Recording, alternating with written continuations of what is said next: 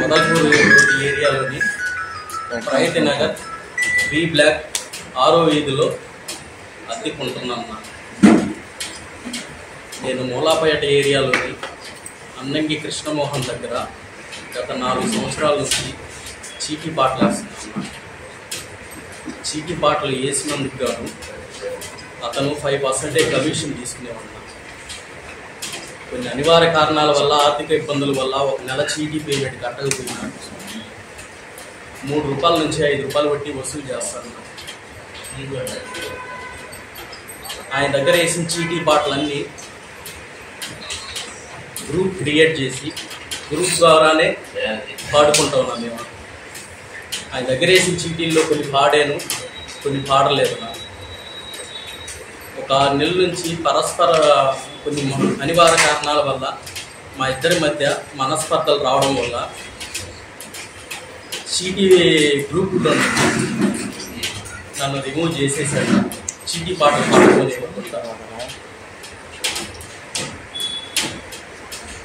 పాడుకోనివ్వకుండా remove చేసేసి తరచూ అప్పుడప్పుడు మా ఇంటికి వచ్చి గొడవ వేసుకున్నాను. ఈ విషయం గురించి నేను నెల్లూరు జిల్లా రిజిస్ట్రార్ నెల్లూరు పోలీస్ పరిరెడ్డి గ్రౌండ్లో స్పందనాలు కంప్లైంట్ చేశాను. అక్కడ నా న్యాయం జరగలేదు. నాకు న్యాయం జరగకపోగా ఈ నెల 9వ తేదీ ఉదయం 8 గంటలకి 2 పోలీస్ ఆఫీసర్లు, క్రైమ్ పోలీస్ ఆఫీసర్లు మా ఇంటికి వచ్చి నన్ను మా బావమర్దిని దగ్గరుండి తీసుకెళ్ళాను. 1 టౌన్ పోలీస్ స్టేషన్ ఆఫీస్కి తీసుకెళ్ళాను. 1 టౌన్ సిఐ గారు నన్ను నా బావమర్దిని పిలిచి గొడవలు లేకుండా సమస్యను పరిష్కరించుకోండిరా అన్నాడు.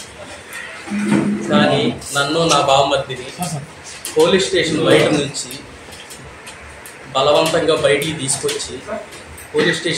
తీసుకొచ్చి అన్నంగి కృష్ణమోహను, అన్నంగి ప్రసాద్, నీ భార్య, నీ బావమర్ది ఎంటీ చెక్కులు, ఎంటీ ప్రామిసర్ నోట్లు ఉన్నాయని ఒక ఒప్పుదల అగ్రిమెంట్ మీద సంతకం పెట్టకపోతే ఆ కేసులు ఈ కేసులు పెడతామని బలవంతంగా నా దగ్గర, నా బావమర్ది దగ్గర పెట్టించుకున్నాను.